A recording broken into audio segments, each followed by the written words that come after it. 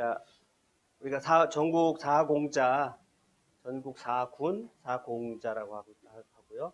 4공자에 대해서 좀 우리가 하고 있고요. 여기 재밌는 이야기들이 많이 있기 때문에 이 부분을 조금 한 시간 더 할게요. 근데 오늘은 약간 좀 철학적인 걸 한번 생각을 해보려고 그래요.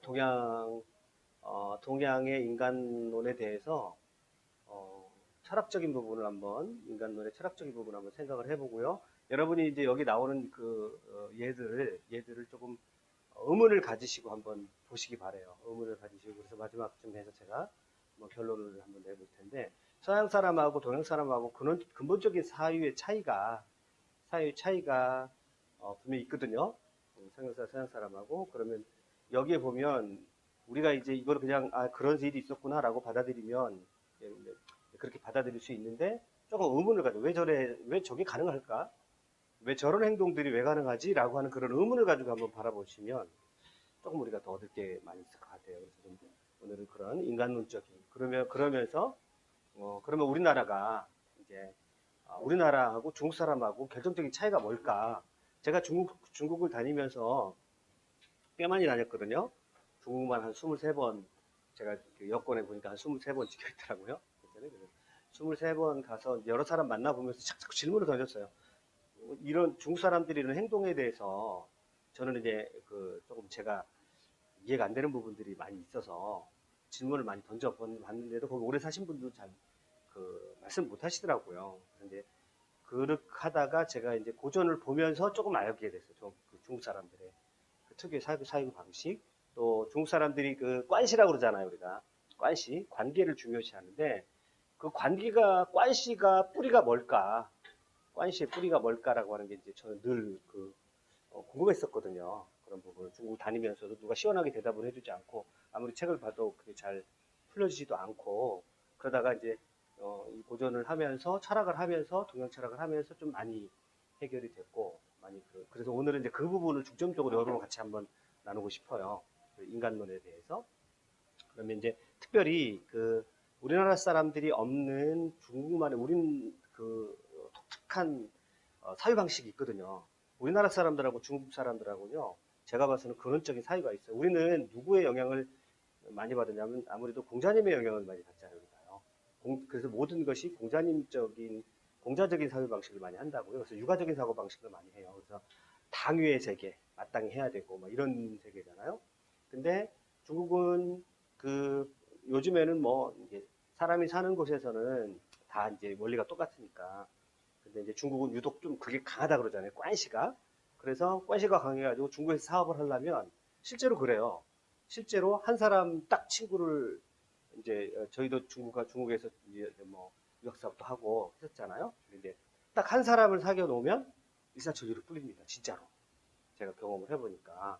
그래서 그래서 딱 자기가 그룹 관시 안에 들어와가지고 친구다라고 여기면 그 사람들은 그게 아주 문화 같아요. 자기 주변에 있는 친구들에게 다 소개하더라고요. 다 소개를 해가지고 자기 영역 안에 이렇게 사람들을 도와요. 그러니까 이제 이게 들어오는 순서가 있어요. 이제 들어오는 순서가. 그래서 좀 넓은 바운더리 있다가 정말 이 사람하고 나하고 친구다 그러면 아주 핵심적인 그런 자기 지인들을 소개시켜줘요. 그러면 그 소개시켜준 그 사람들이 이게 바로 이제 이게 사업이고 이게 바로 어떤 인간관계의 기본적인 틀이에요. 근데 그 바깥에 벗어난 사람들은 완전히 또 남이죠. 바깥에 벗어난 사람들은 그게 남이에요. 그래서 이제 중국도 개인주의적인 성향이 많이 들어가서 이런 것들이 많이 사라졌다고 하는데, 저는 뭘 하나 보냐면 중국의 부정부패 있죠. 굉장히 뿌리 깊은 부정부패가 있어요. 지금 중국의 지방정부의 부채가 얼마인지 상상이 안 돼요.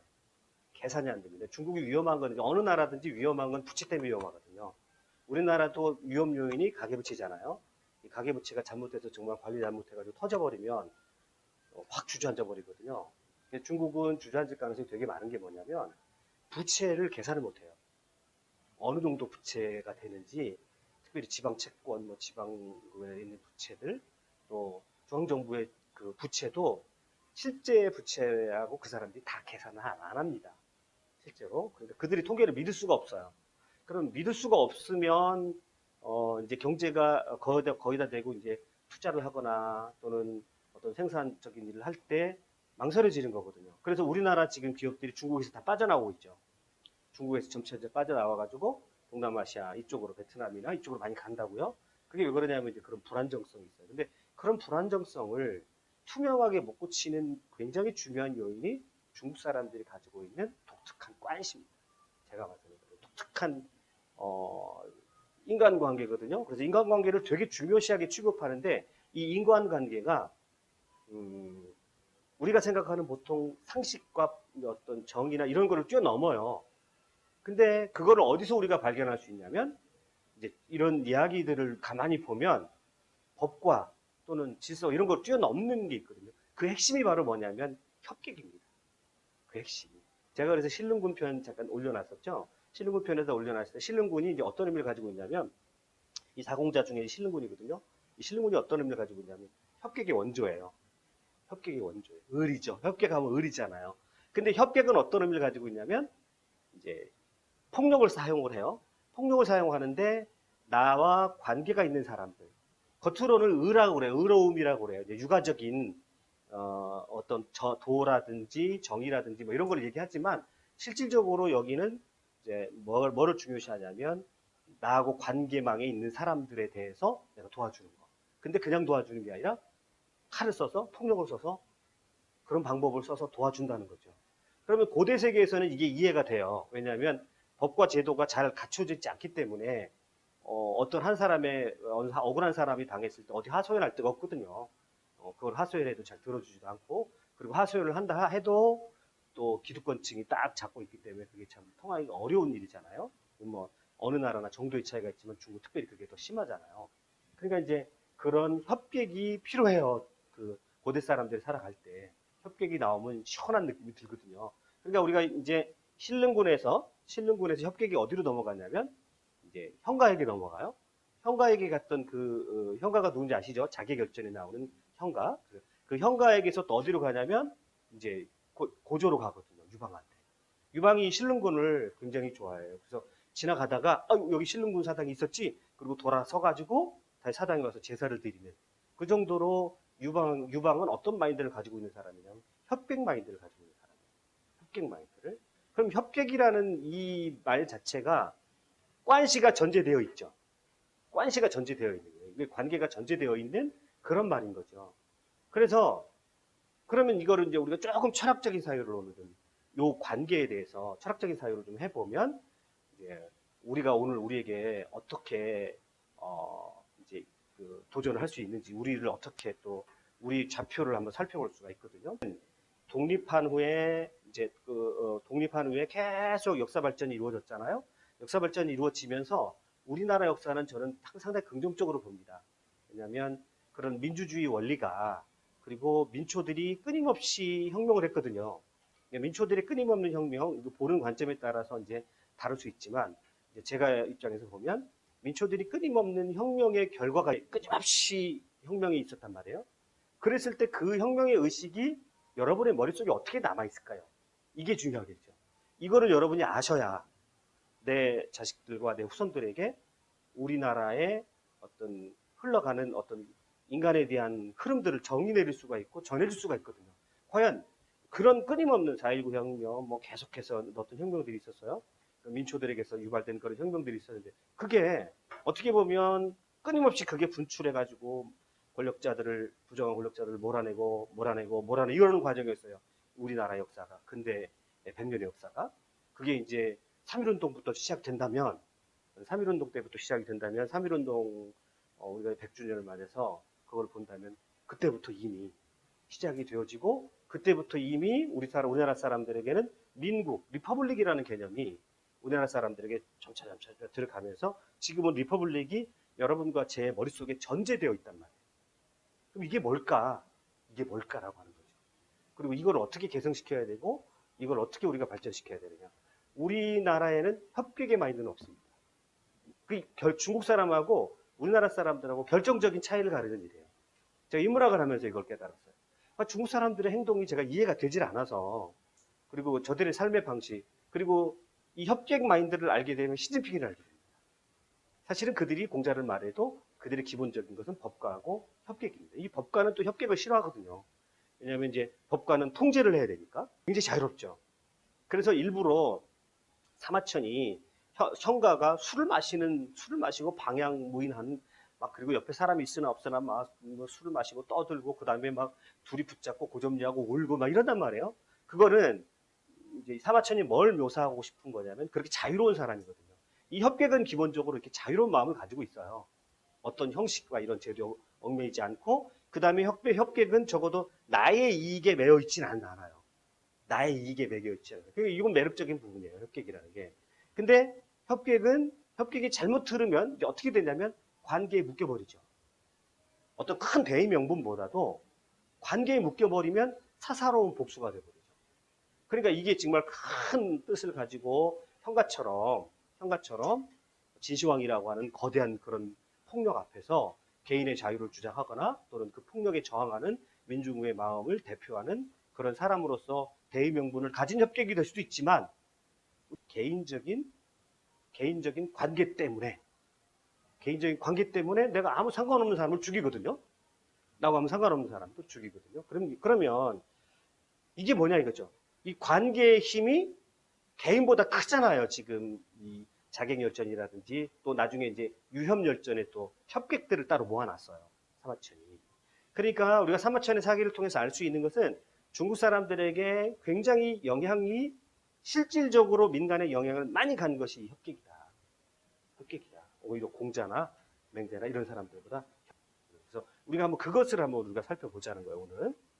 그래서 이제 오늘 우리가 신릉군이라고 하는 협객의 원조예요. 이분을 왜 협객이라고 하는지 이제 배경을 한번 우리가 한번 가보죠. 신릉군은 약간 달라요.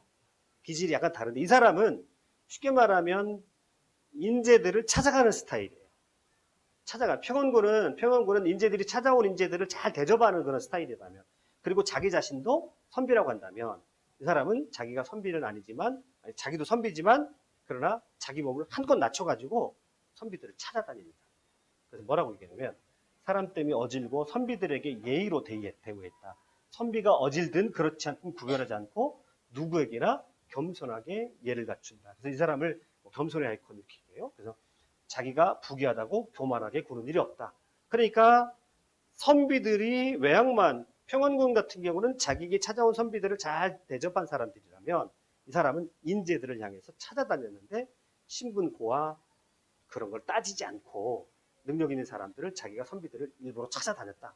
이렇게 얘기해요. 그럼 맹상군의 인재 모이는 스타일은 어땠죠? 맹상군은 1인 1제죠. 1인 1제. 누구든지 재주가 하나 있으면 도둑이 됐든 닭 울음소리가 내든 그러니까 맹상군이 살았던 지역을 사마천이 가니까 나중에 후대에 풍속이 다 나왔다고 그랬어요. 그런 사람들이 모였으니까. 그것도 맹상군 이제 사마천이 내공자를 다 다녀보거든요. 사마천이 내공자의 고향들을 다 다녀봐요. 그래서 신릉군인데 이 사람은 특징이 이제 인재를 바라볼 때 자기를 쭉 낮춰가지고 인재들을 발굴을 하는 스타일이죠. 평원 같은 거 찾아오는 스타일이라면 이 사람은 발굴하는 스타일입니다. 그러니까 맹상군, 평원군, 신릉군이 인재를 모으는 건 똑같은데 스타일은 약간씩 차이가 나는 걸로 보시면 약간 차이가 나요. 자, 그래서 위무기는 얼마나 인재들이 많았냐면 어느 날 왕과 박놀이를 하고 있어요. 박놀이가 뭔지는 여러분 주석이 한번 보세요. 하여튼 왕하고 이제 놀고 있었는데 갑자기 전령이 온 거예요. 전령이 왔는데 뭐라고 그러냐면 조나라 군대가 쳐들어오는데 이제 막 국경을 넘어서려고 하고 있습니다. 왕이 그래. 왜냐면 이제 봉화가 오르잖아요. 봉화가 오른 거예요, 국경에서. 그래서 봉화가 오른 걸로 보고 막 국경을 넘으려고 하고 있다는 전령이 딱 들어온 거예요. 그랬더니 위무기가 가만히 계십시오.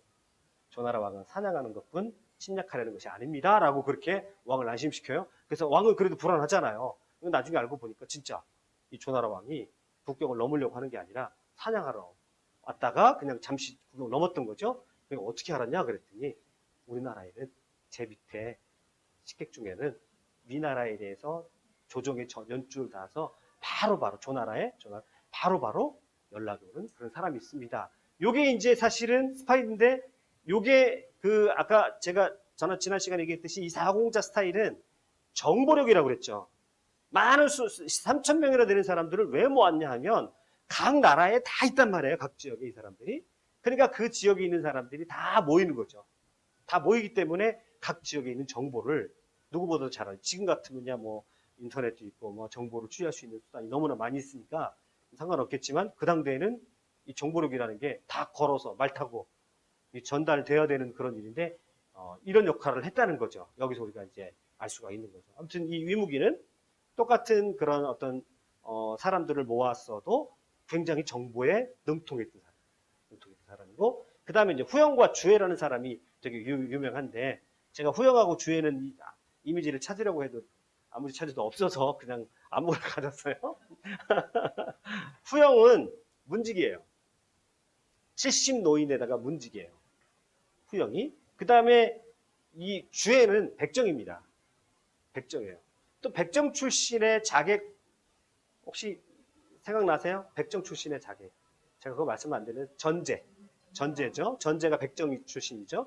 그래서 여기 이제 문직이니까 별로 높은 신분이 아니에요. 근데 유무기가 딱 알아봅니다. 유무기가 딱 알아봐가지고 이 후영한테 가서 후영한테 선물을 보내요. 그랬더니 후영이 내가 나이 70 먹어서 이제 살 만큼 살았고, 그리고 내가 뭐 많지는 않아도 그냥 문직해서 내가 그럭저럭 보고 사는데 나 이런 선물 받고 싶지 않습니다. 거절해요. 그러니까 더 알아봤죠. 유무기는 이제 알아보고 어느 날 연애를 성대하게 엽니다. 연애를 성대하게 열어놓고는요, 마차를 딱 끌고 갑니다. 마차를 딱 끌고 가서 자기 오른쪽에 딱 앉고 왼쪽에 이제 이 후영을 모시고 가려고 그러는 거죠. 모시고 가려고. 자, 지금 왕도 있고 귀족도 있고 많은 사람들이 다 여기 모여 있으니까 내가 당신을 아는데 당신은 보통 사람이 아니니 우리 같이 어울립시다. 그러니까 너무 그렇게 거기만 있지 말고 우리 와서 좀 얼굴도 넓히고 좀 같이 즐깁시다. 그러니까 이제 후영이 웬일로 나라 나선다고 그래요. 그래서 딱 여기 마차에 올라탑니다. 마차에 올라타고 한참 가다가 후영이 뭐라고 그러냐면, 제게는 시장 푸죽간에 친구가 하나 있습니다. 그러니까 보잘것없는 친구들이에요. 푸죽간에 친구가 하나 있습니다. 수고스럽지만 수레를 돌려 그곳에 들려줬으면 합니다. 이렇게 얘기하는 거죠. 이렇게 얘기하니까 알았습니다. 그랬더니 마차를 돌려가지고 푸죽간 쪽으로, 시장 쪽으로 갑니다. 가서 이제 후영을 내려줬어요. 내려주고 한참 얘기하는데, 아니, 이 둘이 대화가 푸죽간 앞에서 둘이 뭐를 그렇게 둥시렁둥시렁 얘기를 하는데 하루지 오질 않는 거예요. 그리고 보니까 힐끗힐끗 쳐다봐요. 또 힐끗힐끗 쳐다보는데 아무리 기다려도 오질 않아요. 오질 않으니까 보통 사람 주변에 있는 사람들이 난리가 난 거죠. 이제 저 예절도 모르는 사람이라고 막 비난을 하고 마부도 그렇고 막 다 비난을 하는 거죠. 한참 있다가 표정을 보니까 이 신릉군의 표정이 얼굴을 색 하나 안 변하고 오히려 인자하게 그걸 바라보고 있는 거죠. 그리고 나서 이제 이 사람이 이제 옵니다. 마차에 와가지고 이제 그 연애 자리에 가요. 연애 자리에 가서 이제 사람들에게 다 소개시켜줬죠. 거기 있는 신분 높은 사람들 소개시켜주는데, 그때 후영이 하는 말이에요. 그때 이제 여기도 들려와요. 이 주애한테도 들려와요. 들려오는데 주애는 또 냉담해요. 주애는 또 번체만체 이러는 거예요. 자, 근데 이제 그 연회장 자리에서 이 후영이 하는 얘기예요. 사실은 제가 오늘 공자를 위해서 큰 일을 해간 겁니다. 이렇게 얘기를 하는 거죠. 큰 일을 해갔는데 왜 그러냐면, 할 만큼 저도 일을 했습니다. 저도 한낱 문지기에 지나지 않습니다. 그런데 공자께서는 몸소 수레와 기마를 끌고 오셔서 많은 사람들이 모인 자리로 맞아주셨습니다. 마땅히 지나지 않아도 될 것임에도 오늘 공자께서 주에게 들려주셨습니다. 자, 이게 여기서 저는 의문을 가지고 한번 보라는 거예요. 정말 여러분 우리 같으면 와서 그렇게 한다고 가나요? 한번 그거를 우리가 한번 의문을 가지고 생각해 보라는 거예요. 여기까지 깔려 있는 기본적인 인간관계에 대한 전제. 그죠? 여러분은 뭐 때문에 인간관계를 맺습니까? 이런 질문을 한번 던져보라는 거예요. 여기서 저는 뭐 때문에 우리가 인간관계 맺는 의미가 뭐냐는 거죠. 그러니까 여기에는 뭐가 있냐면, 여기에는 인과율 같은 거예요. 인과율 같은 거죠. 내가 상대방에게 잘 대하면 상대방은 이거를 뭘로 받아들이냐면 부채로 받아들여요. 저는 이제 고전에서 이거를 읽어낸 거예요, 제가. 그러니까 이거 우리가 당연하게 생각할 수도 있지만 부채예요, 부채. 누군가 나에게 잘해주면 나도 거기에 내가 메어버리는 거죠. 여러분은 어떠세요? 여러분 어떠세요? 어느 정도 우리가 메이죠? 어느 정도 다른 사람이 나에게 잘해주면 메이는데 그게 여러분의 인생에 목숨을 걸 만한 일인가요? 아니잖아요. 여기 한번 의문을 가져보시라는 거예요. 여기는 매 순간이 다 그래요. 이야기의 기본적인 전제, 깔려있는 전제가 뭐냐면 인간관계에서 누군가가 잘해주면 상대방은 잘해줘야 돼요. 이게 공식처럼 돼요. 공식처럼. 그러면 만약에 여러분과 제가 누군가에게 잘해준, 우리가 정도의 차이가 있지만 우리도 이런 정도를 가지고 있죠. 누군가 내가 잘해줬는데 대가가 오지 않아요? 그럼 어때요? 섭섭하잖아요. 또. 그리고 그게 와야 당연하다고 생각하잖아요. 근데 이 정도가 이게 공식처럼 되나요? 공식처럼 되면 뭐예요, 이게? 만약에 내가 누군가 이렇게 했으면 상대방 이렇게 해줘야 된다라고 하는 그 인과율이 딱 있으면 사람과 사람 사이 관계가 빚의 관계가 되는 거죠. 그럼 여기에는 내가 어떤 행동을 할 때, 잘 보세요. 내가 어떤 행동을 할 때, 뭐 때문에 행동을 하는 거예요? 나 때문에 행동하는 게 아니죠. 상대방이 나한테 이렇게 해줬기 때문에 행동하는 거죠. 모든 자객과 협객의 기본적인 구조입니다. 제가 중국 사람들에게 의문을 가졌던 그런 부분이에요. 이 부분이. 그래서 이 부분을 여기를 보면서 이 사람들의 사고방식이 이렇구나. 이런 거예요. 조금 더 가볼게요. 그래서 저는 공자의 이름을 높여드리기 위해서 일부러 오랫동안 공자의 수레와 기마를 시장 가운데 세워두고 친구에게 들러 공자의 태도를 살펴보았는데 공자께서는 더욱더 공손하셨습니다. 더욱더 겸손했다는 거죠. 시장 사람들은 모두 저를 소인이라고 하고 공자를 선비에게 몸을 낮출 줄 아는 장자, 덕망이 뛰어난 어른이라고 했을 겁니다. 자, 이제 제가 당신에게 오늘 식사 대접을 받았는데 저도 큰일을 했습니다. 이 소리예요. 그러니까 당신이 나에게 해준 것만큼 나도 어떻게 했다는 거예요? 대가를 했다는 거죠. 대가를 했다는 거예요. 그렇죠? 뭔가 조금 그런 것 같은데 이게 이거를 수천 년 동안 읽었다고 생각해 보세요. 사람들이. 이 책을 이런 거를 수천 년 동안 읽고 이런 인간관계 속에서 살았다고 한번 생각을 해보세요. 그러면 중국 사람들이 관시를 중요시하는 의미를 아시겠죠?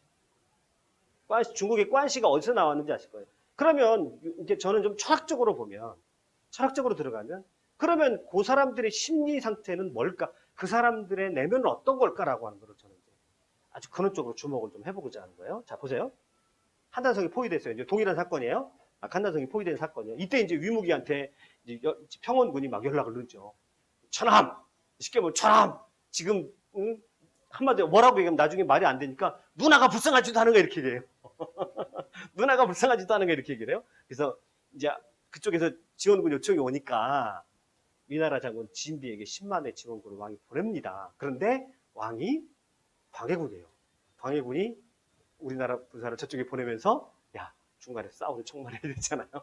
명나라하고 청나라 사이에 싸우는 청만회 그랬잖아요. 여기도 비슷한 명령을 내리는 거 눈치 봐서 진 쌓고 있다가 한단성 바깥에서 진 쌓고 있다가 기회만 잘 봐. 그리고 실제로 진나라에서 뒤에서 협박을 하는 거예요. 누구든지 도와주기만 하면 조나라를 도와주기만 하면 조나라를 무너뜨린다. 바로 그 나라로 진격한다. 협박을 하는 거예요. 뭐 진나라의 협박은 이제 무시무시한 실제적인 위협이니까. 그러니까 진나라가 압박을 하고요. 조나라 평원군이 지원 요청 사이에서 살살 눈치 보고 중간에서 이 진비가 안 나갑니다. 왕은 야, 너 기회를 잘 봐. 진나라가 이길 것 같으면 괜히 거기 사이에 끼어서 미움받지 말고 돌아와. 근데 조나라가 이길 것 같아? 전연에 그렇게 돌아가? 그럼 그때 재빨리 개입을 해. 그러면 네가 너 공로가 있을 테니까. 그래 눈치 보라고 이제 진비에게 그 명령을 내린 거예요. 근데 이제 신릉군은 애가 다 죽겠는 거죠. 신릉군은 평원군에게 계속 연락이 오는 거예요. 계속 연락이 오면서 이런 얘기를 하는 거죠. 여기도 보세요. 이 인간관계를 보세요. 이 인간관계를. 내가 스스로 공자와 인척관계를 맺은 이유는 인척관계를 맺은 이유가 있어요? 여러분? 여러분은 누구와 인척관계로 이유를 갖고 인척관계를 맺으면 그거 뭐라고 그러죠? 정략결혼이라고 그러죠. 우리도 있어요. 우리도 정략결혼인가 있는데 인간관계에서 이거 다 있을 수 있는 일인데 이거를 수천 년 동안 이 패턴을 배웠다고 생각을 해요. 수천 년 동안. 그 중국 사람하고 우리나라 차이가 그거예요. 중국 사람들은 협객 마인드를 가지고 있어요. 기본적으로 마인드 자체가. 그러니까 법보다 제도보다 협객이 더 중요해요. 의가 더 중요해요. 그죠? 이게 이제 결정적인 차이가 나는 거예요. 그래서 내가 스스로 공자와 인적 관계를 맺은 이유는 공자가 보세요. 의를 중요하게 여겨요. 여기서 의라는 건 뭐예요? 국가의 의인가요? 아니죠. 개인의 관계에서 나오는 의죠. 그래서 의를 중하게 여겨 다른 사람이 위급한 상황에 처하는 것을 보면 망설이지 않고 구해줄 수 있으리라고 생각했기 때문입니다. 이렇게 얘기해요. 근데 이게 여러분이 만약에 이런 상황에서 여러분 그러니까 뭐야 이렇게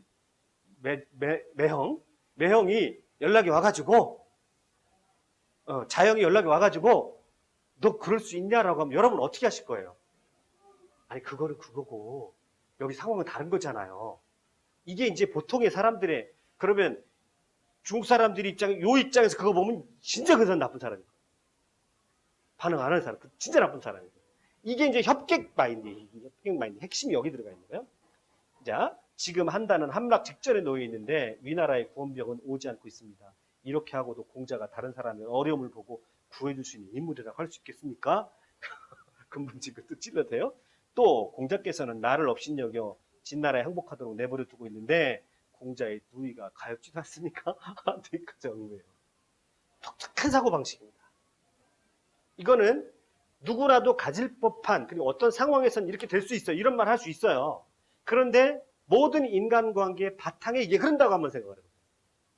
모든 인간관계 바탕이 흐르면 이거는 관시 중심의 관계 중심의 뭘까요? 외부와는 단절된 자기들만의 커뮤니케이션이겠죠.